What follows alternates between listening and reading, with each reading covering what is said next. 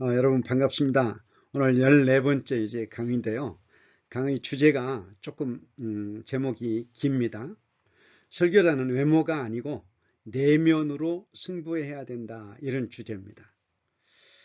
여러분들이 좀 공감하기를 바라면서 이 말씀을 좀 나누기를 원합니다. 먼저 성경 한 곳 보겠습니다. 이사야 53장 2절 3절인데요.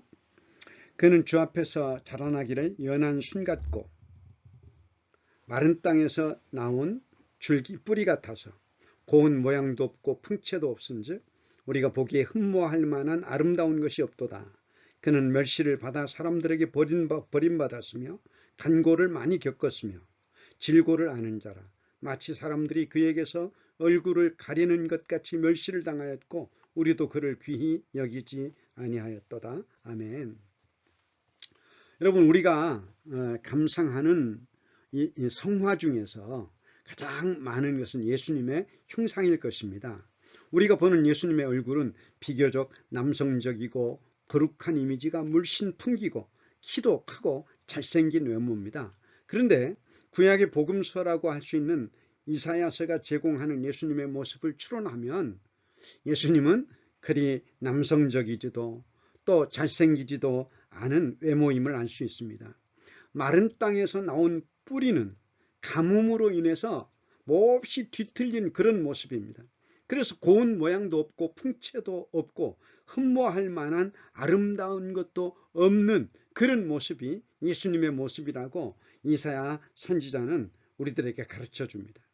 그래서 우리가 천국에서 예수님의 이런 얼굴을 보면 어쩌면 몹시 실망할지도 모릅니다. 그런데 신구약 성경을 통틀어서 성경의 인물 중에서 가장 위대한 인물이라고 할 수 있는 바울 사도의 모습도 그 외모가 흠모할 만한 것이 전혀 없었습니다.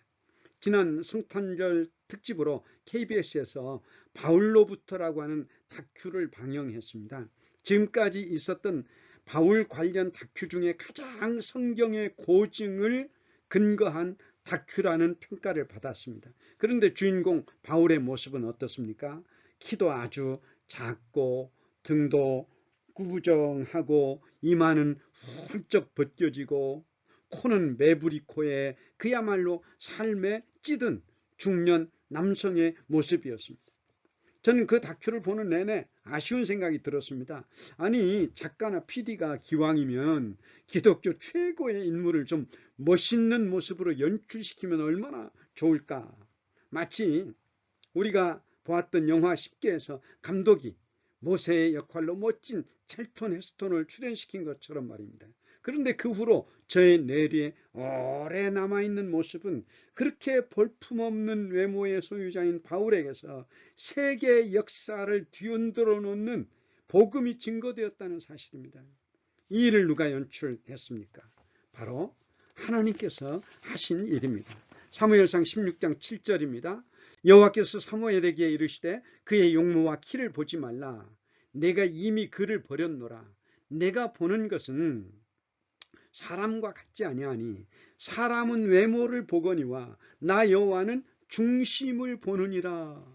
사무엘 선지자가 사울을 대신해 이스라엘의 왕이 될 인물을 찾으려고 이새의 집에 갔습니다. 8명의 아들 중 장자인 엘리압이 그 앞에 섰습니다. 사무엘 선지자는 엘리압의 외모를 보자 당장 감동을 받아서 이 사람이다 그랬습니다.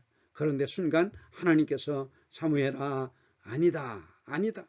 나는 외모를 보지 않고 나는 중심을 본다, 그렇게 말씀하십니다. 여러분, 왜 하나님의 관점은 외모를 보지 않으십니까? 사람은 겉모습과 속모습이 아주 많이 다르기 때문에 그렇습니다. 사람의 외모는 껍데기에 불과합니다. 진짜 사람의 알맹이는 이 영혼이고 인격이기 때문입니다. 더 나아가 하나님께서는 영혼의 아름다움을 우리에게 요구하시지 외모의 아름다움을 우리에게 요구하시지 않으십니다. 우리는 기왕이면 다홍치마라는 말을 좋아합니다. 그러나 하나님은 아닙니다. 하나님은 아닙니다. 설교자는 인간의 외모에 관한, 즉 육체에 관한 문제를 다루는 사람이 아닙니다. 내면, 즉 영혼을 다루는 사람이기 때문에 그렇습니다. 요한복음 3장 3절 이하의 말씀을 소개합니다. 예수께서 대답하여 이르시되 진실로 진실로 내게 이르노니 사람이 거듭나지 아니하면 하나님의 나라를 볼 수 없느니라. 니고데모가 이르되 사람이 늙으면 어떻게 날 수 있사옵나이까? 두 번째 모태에 들어갔다가 날 수 있사옵나이까? 예수께서 대답하시되 진실로 진실로 내게 이르노니 사람이 물과 성령으로 나지 아니하면 하나님의 나라에 들어갈 수 없느니라. 육으로 난 것은 육이요 영으로 난 것은 영이니. 예수께서 그에게 대답하여 이르시되 너는 이스라엘 선생으로서 이러한 것들을 알지 못하니? 니고데모는 산헤드린 공회 의원입니다. 이스라엘의 선생이라고 하는 그럴듯한 존경받는 외모와 이력을 갖추고 있는 신사입니다. 그러나 니고데모는 영혼이 거듭나야 한다는 영적인 세계의 비밀을 전혀 알지 못합니다. 우리도 마찬가지입니다. 설교자가 세상의 지식이나 이력은 대단합니다.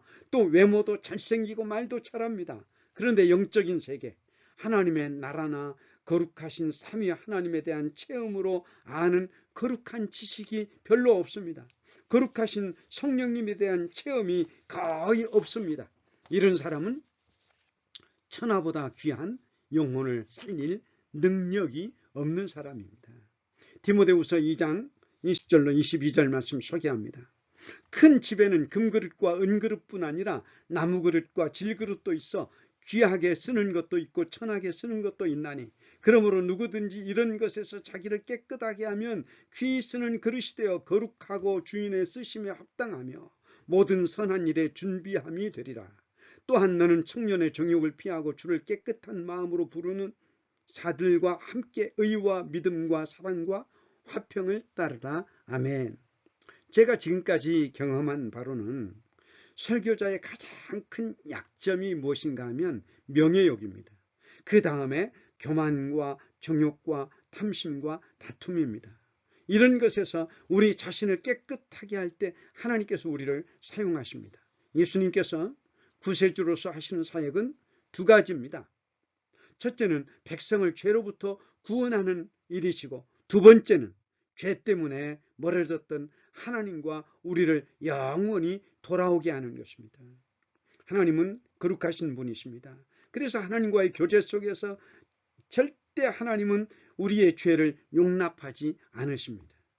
죄인이 죄에서 돌아설 때만, 회개할 때만 용서하시고 은혜를 베푸십니다.